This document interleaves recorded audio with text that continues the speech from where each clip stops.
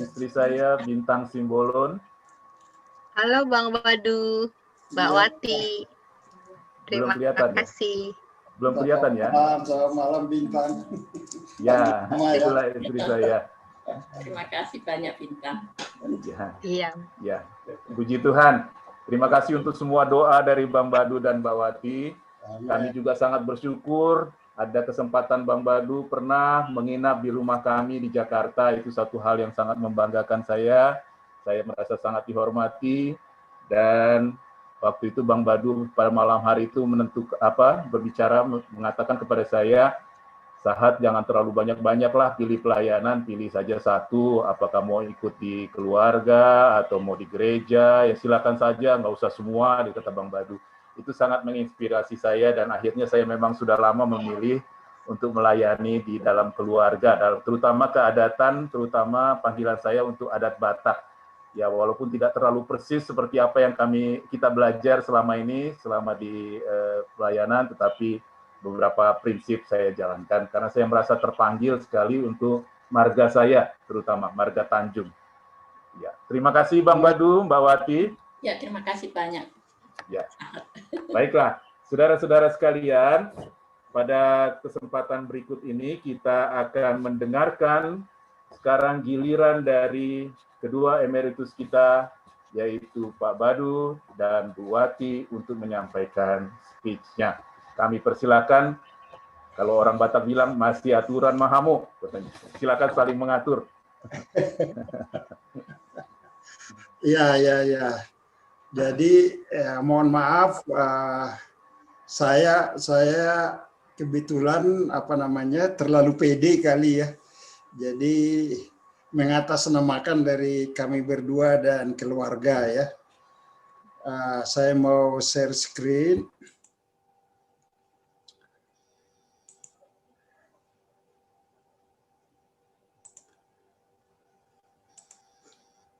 Mohon sabar sebentar.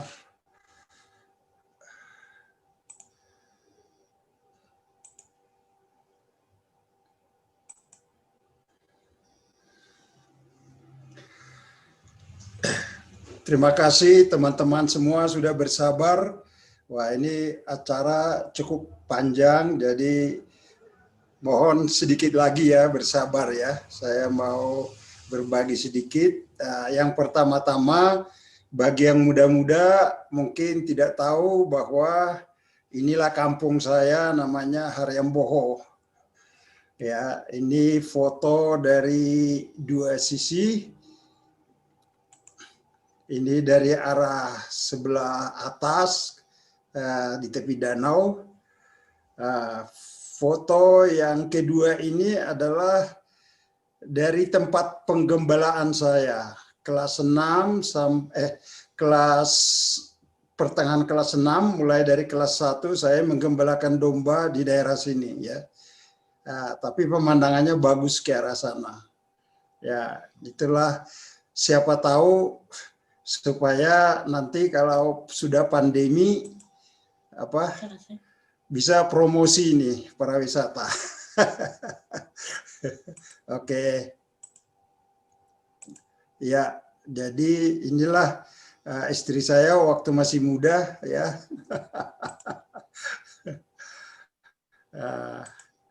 Ya, ini waktu saya mahasiswa, waktu tinggal bersama-sama dengan Lisa dan Cindy di Bandung selama 1 tahun ya.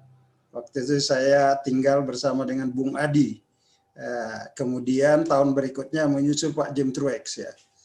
Ya. Terima kasih untuk Lisa dan Cindy hadir malam ini. Ya. Jadi dari 2 orang ya, Tuhan sangat memberkati kami. Inilah foto keluarga keseluruhan tahun 2020. Saya tidak pernah membayangkan begitu besar kasih karunia Tuhan ya. Jadi sangat memberkati kami dan sangat bersyukur. Jadi pertama-tama saya sangat berterima kasih kepada tim Direktur Nasional dan juga Ten ya atas menginisiasi acara Amiritus ini. Juga berterima kasih kepada teman-teman panitia yang bekerja dan memikirkan acara penyelenggaraannya. Tapi saya percaya bahwa ini semua kita arahkan terutama kepada Tuhan ya, bukan kepada saya seperti firman yang disampaikan Pak Septo tadi. Memang semua itu adalah anugerahnya. Dari apa yang saya dengar tadi, tidak pernah saya pikirkan bahwa itulah yang terjadi. Jadi kesimpulan saya, itu benar-benar pekerjaan Tuhan saja. Karena saya tidak pernah akan tahu secara pada saat kejadian itu bahwa hal itu terjadi seperti itu. Jadi karena itu sebetulnya Tuhanlah yang bekerja. Jadi karena itu seperti sudah disampaikan tadi oleh Ruli, Sahat Ruli ya, semua adalah anugerahnya.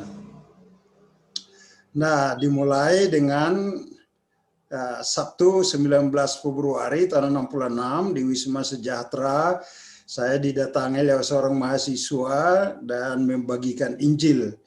Dan disitulah saya diraih oleh kasih Kristus dengan ayat 1 Petrus 2 ayat 24, oleh bilur-bilurnya kamu telah disembuhkan.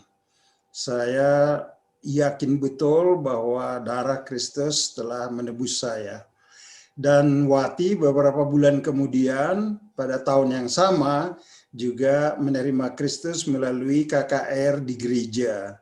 Ya, jadi kira-kira begitulah Tuhan memimpin kami ya. Kemudian 1967 pada suatu pagi setelah kami selesai doa sehari hari sebelumnya yang diinisiasi oleh mentor pertama saya Pak Simamora, pada saat saya saat teduh maka melalui kalender saya sampai di Yeremia pasal 1. Tiba-tiba ayat bagian ini dari ayat 5 berbicara secara keras kepada saya. Jelas dikatakan, aku telah menguduskan engkau, aku telah menetapkan engkau menjadi nabi bagi bangsa-bangsa. Pada waktu itu pengertian saya yang sempit, apakah ini maksudnya saya harus sekolah pendeta untuk memenuhi ini? Jadi oleh karena itu saya dalam suasana menantikan konfirmasi dari Tuhan sambil juga sangat bergumul bagaimana saya akan memberitahukan hal ini kepada orang tua saya di desa di Sumatera gitu ya. Jadi tetapi setelah 1 minggu ada konfirmasi semacam suara yang halus sekali mengatakan tidak apa, kembali saja berkuliah. Jadi oleh karena itu saya kembali ke kuliah dan tidak disangka tahun berikutnya maka keluarga Bapak Jim North diutus oleh para navigator ke Bandung ya. Oleh karena membaca di koran internasional setelah G30S di Jawa Tengah dikatakan ada ribuan orang yang sedang berduyun-duyun dibaptis menjadi anggota gereja gitu. Jadi atas berita itu akhirnya diputuskan untuk mengirim misioneri dari Colorado Spring ya. Jadi apa yang kami alami sekeluarga semua adalah anugerahnya. Memang ada kekhawatiran, saya akui, khususnya bagaimana menyekolahkan anak-anak. Begitulah pergumulan saya yang terbesar ya, nanti bisa enggak ya gitu ya. Tetapi sementara khawatir begitu, ya untuk apa dikhawatirkan sebelum terjadi. Jadi jalanin aja. Jadi dengan demikian akhirnya berjalan terus dan melihat pertolongan Tuhan. ternyata Tuhan memberi lebih daripada yang saya harapkan, yang kami harapkan, begitu ya. Nah, jadi Efesus 2 ayat 4 dan ayat 7 merupakan pernyataan kemurahan Tuhan. Tetapi Allah yang kaya dengan rahmat oleh karena kasih-Nya yang besar, yang dilimpahkannya kepada kita, supaya pada masa yang akan datang Ia menunjukkan kepada kita kekayaan kasih karunia-Nya yang melimpah-limpah sesuai dengan kebaikan-Nya terhadap kita dalam Kristus Yesus. Ini bahasa Indonesia sehari-hari. Jadi ya, inilah kemurahan Tuhan yang sudah terjadi dan luar biasa kebaikan Tuhan, Dia dengan melimpah-limpah memberkati. Sangat bersyukur kepada Tuhan. Oke, nah saya mau minta izin, mau memberikan pesan-pesan lah ya, setelah saya doakan, saya renungkan, kira-kira Tuhan mau saya memberi pesan apa gitu ya, yang mungkin yang sesuai dengan firman Tuhan gitu. Jadi waktu saya merenungkan ini, saya bertanya, Tuhan Yesus beri pesan apa ya sebelum Dia meninggalkan dunia ini kepada murid-muridnya. Jadi dari situ saya terinspirasi pada suatu event di mana Tuhan Yesus dan murid-murid sedang ada di Bukit Zaitun. Lantas murid-murid memang yang duluan bertanya, apakah tanda-tanda kedatanganmu? Jadi saya akan sedikit bicara dari sisi itu ya. Nah, maka inilah pesan-pesan. Belajar dari pesan Tuhan Yesus di Bukit Zaitun terhadap murid-muridnya. Jadi waktu itu pertanyaannya adalah, apakah tanda-tanda kedatanganmu? Nah, Tuhan Yesus memberi 4 klaster tanda-tanda tentang kedatangannya. Nah, jadi klaster yang pertama, saya nggak akan bahas semua ini, tapi hanya singkat saja. Klaster yang pertama adalah peperangan, kelaparan, bencana alam. Tetapi juga didahului dengan memperingatkan akan ada Mesias palsu. Kemudian klaster yang kedua adalah penganiayaan orang-orang percaya. Kemudian akan banyak yang murtad, baru setelah itu akan datang nabi palsu. Dan dikatakan oleh karena bertambah-tambahnya kedurhakaan, maka orang-orang percaya jadi banyak yang murtad. Nah, jadi hanya sisa-sisa yang bertahan.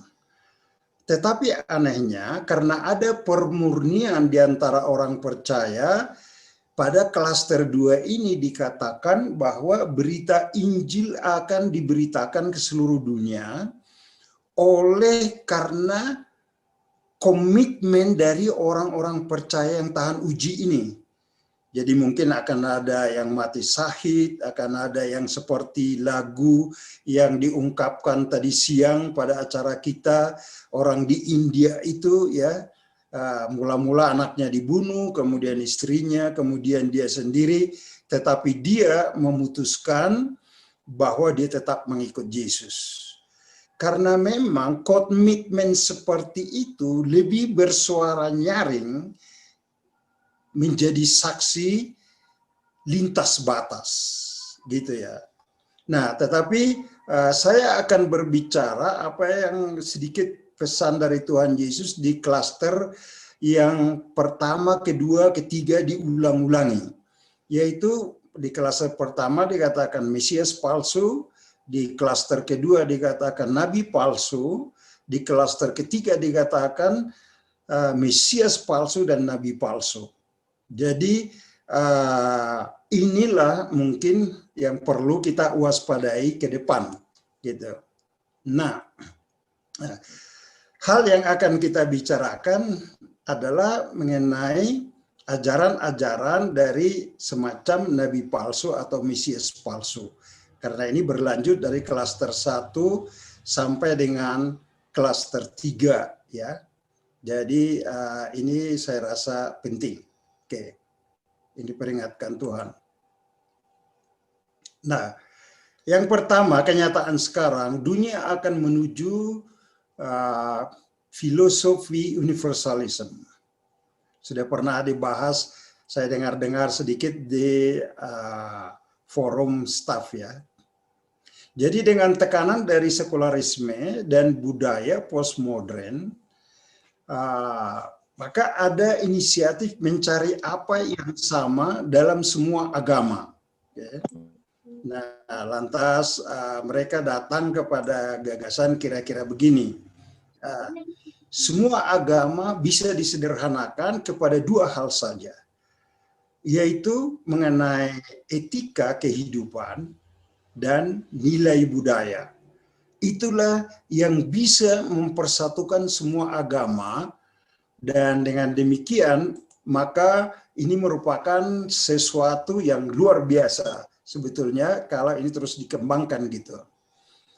Tetapi di balik itu, ini sebetulnya konsepnya adalah bahwa merupakan titik tolak pendekatan dari homosentris, artinya pendekatan dari kemanusiaan saja. Bagaimana ini supaya bersatu gitu. Dan oleh karena itu mereka beranggapan bahwa tidak ada absolute truth gitu ya. Dan bahkan mereka memberi suatu istilah yang keren sebetulnya dengan berkata begini, kalau ada Tuhan, tetap mereka bertanya, kalau ada Tuhan, maka dia adalah the fatherhood of God posisinya. Bahwa semualah berbapak kepada dia. Dan yang kedua adalah universal brotherhood. Jadi semua kita bersaudara. Jadi kelihatannya memang sangat menarik dengan keren gitu ya.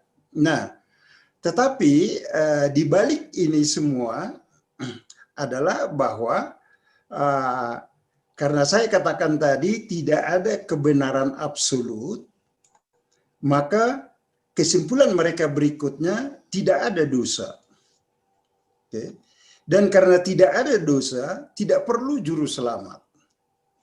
Nah, kemudian mereka juga berpendapat Tuhan Yesus bukanlah ilahi. Dia lebih daripada merupakan fiksi dari masyarakat yang belum maju secara teknologi. Karena mereka butuh sesuatu yang memberikan pengharapan. Jadi itulah kira-kira pendekatan dari universalism ini yang memang akan ini makin populer gitu. Nah, jadi tetapi hal ini sebetulnya bukan hal yang baru.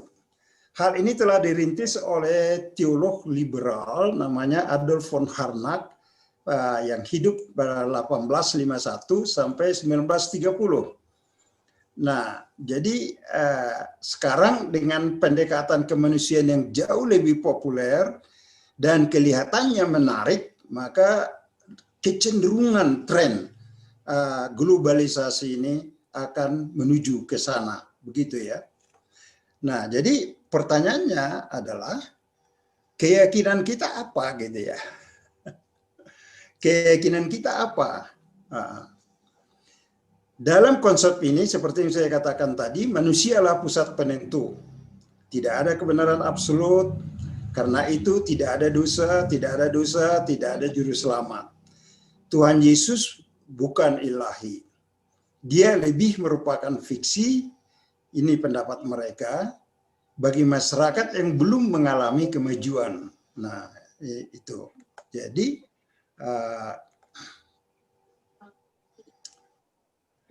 nah, akibat dari keadaan ini, maka seorang apologesis mengatakan, oleh karena disangkalnya keberadaan Allah pada akhir abad ke-19 itu mulai, maka pada abad itu dibayar dengan tragedi kemanusiaan yang paling besar sepanjang sejarah. Jumlah korban yaitu Perang Dunia I dan II mendekati 100 jiwa, 100 juta jiwa dari apa yang saya baca di Wikipedia ya. Jadi Perang Dunia Pertama yang tewas 20 jutaan, yang menderita luka sekitar 21 juta. Perang Dunia Kedua antara 70 juta dan 85 juta tewas gitu ya. Jadi akibat dari mulai menyangkal adanya Allah, inilah yang dalam manusia. Menyangkal keberadaan Allah, pokoknya. Ya, jadi menyangkal keberadaan Allah pada akhir abad ke-19 telah dibayar dengan tragedi kemanusiaan yang paling besar sepanjang sejarah. Jumlah korban mendekati 100 juta. Tragedinya itu Perang Dunia I dan ya itu. Oke. Nah, jadi itulah. Kemudian yang kedua adalah, jadi kita waspada yang pertama kepada universalism, ya. Kemudian yang kedua, perlu tetap memelihara ajaran yang sehat dan konsisten dengan seluruh kebenaran Alkitab, ya. Menurut saya, oleh karena itu perlu forum menguji berbagai ajaran yang ada dengan kombinasi karunia di tubuh Kristus, yaitu kombinasi antara rasul, nabi, penginjil, gembala, dan pengajar. Ini dari Efesus 4, karena Kristus di dalam tubuhnya telah memberi semacam kategori utama melalui jabatan 5 karunia-karunia ini. Nah, karena dalam pelayanan kita yang di lapangan cenderung untuk pendekatan pragmatis. Nah, jadi misalnya contohnya kadang-kadang ya kita hanya menekankan bahwa Allah itu Maha Kasih. Karena itu apa saja yang laku pasti tidak masalah dengan Allah yang Maha Kasih. Tetapi itu pengertian yang sempit menurut saya kalau dari satu sisi saja ya. Ya, oke. Nah, oleh karena apa? Ya, karena Allah bukan hanya Maha Kasih. Jati diri Allah yang utama adalah kekudusan. Hanya atribut kekudusan yang 2 kali disebut berulang-ulang 3 kali di dalam Yesaya dan di dalam Wahyu. Kekudusan artinya bukan hanya kemurnian, tetapi otherness, artinya tidak ada yang sama seperti dia. Aku adalah aku. Jadi misalnya dia Maha Kasih, tetapi dia tidak keluar dari kebenaran, dia tidak keluar dari keadilan, dia tidak keluar dari hakikatnya dia sebagai Allah tanpa bertabrakan. Nah, makanya dia adalah yang Maha Kudus, yang Maha Mulia, dan seterusnya. Jadi dengan hal bahwa kombinasi dari karunia-karunia ini untuk menguji satu ajaran diperlukan, jadi merupakan forum terbuka. Dan mari kita membawa supaya kita diseimbangkan. Karena kalau hanya yang karunia rasul kumpul sendiri dan oleh beban hati mereka menjangkau yang terhilang, maka cenderung untuk apa yang laku perlu diseimbangkan oleh nabi, oleh penginjil, oleh gembala dan pengajar. Tapi sebaliknya juga bagi seorang gembala yang hanya ingin merupakan status quo, aman semua, tenang, damai, perlu didorong oleh rasul supaya dia juga ada beban dan hati untuk memberitakan Injil. Kira-kira singkatnya seperti itu. Bisa lebih luas lagi, tapi nggak usah saya panjang-panjang lagi, gitu ya. Nah, ini yang saya sebutkan untuk aman, the body concept of hermeneutics. Jadi tubuh Kristus dalam Efesus pasal 4, rasul, nabi, pemberita-pemberita Injil, gembala, dan pengajar, unsur inilah yang sekali-sekali perlu ada forum untuk saling menguji ajaran apa yang sedang muncul, dilihat dari konteks keseluruhan kebenaran dari firman Tuhan. Nah, kalau itu bisa kita adakan secara periodik, mungkin kita akan aman daripada keluar dari jalur-jalur. Nah, saya akan berikan contoh misalnya dari sejarah, oke? Belajar dari sejarah. Abad 1 sampai abad ketiga adalah merupakan zaman keemasan berita Injil, padahal pada waktu itu adalah taruhan nyawa kalau orang mengikut Yesus. Tapi oleh karena sedemikian, maka gema dari Injil itu luar biasa. Dan yang kedua, tubuh Kristus tidak terkontaminasi, ya, murni, gitu ya. Oke. Tetapi kemudian memasuki abad keempat, Kaisar Konstantin yang percaya merasa adalah baik untuk mendeklarasikan bahwa kekaisaran Romawi adalah agama Kristen. Maka berduyun-duyunlah orang masuk, tidak ada penderitaan, tidak ada harga yang harus dibayar. Kemudian 2-3 generasi iman mulai luntur, maka terjadilah masa kegelapan 1000 tahun lebih secara sederhana, sampai kemudian reformasi ditampilkan oleh Martin Luther pada abad ke-16, gitu ya. Jadi ini misalnya contohnya ya. Ini misalnya contohnya. Oke. Jadi itu sedikit bagian yang kedua itu. Nah, kemudian bagian yang ketiga adalah realita dari kemanusiaan kita. Ini bagian terakhir. Paulus dalam Kisah 20 ayat 29 berkata, "Seperginya saya, pasti akan datang serigala-serigala yang buas ke tengah-tengah kalian. Dan orang-orang yang kalian jaga itu akan menjadi mangsa serigala-serigala itu." Dikatakan. Ya, jadi ini tidak usah kita lihat peringatan kepada orang lain, tapi peringatan kepada saya, kepada diri kita sendiri, gitu ya, supaya kita waspada, gitu ya. Karena saya juga sudah melihat bahkan ya beberapa teman kerja saya dulu di internasional membentuk jaringan-jaringan dan macam-macam yang kadang-kadang kita ya belum jelas ya arahnya akan kemana, begitu ya. Tetapi inilah kemanusiaan kita, gitu ya. Kemudian Paulus menambahkan di dalam ayat 30, malah dari antara saudara-saudara sendiri pun akan muncul orang-orang yang akan memberitakan berita yang tidak benar. Mereka berbuat begitu supaya orang-orang yang sudah percaya kepada Yesus menjadi sesat dan mengikuti mereka. Nah, kemanusiaan kita membutuhkan pengikut.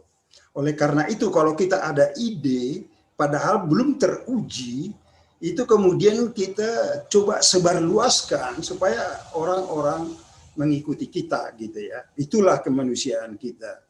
Jadi ya inilah 3 hal ini yang saya terbeban untuk menyampaikan.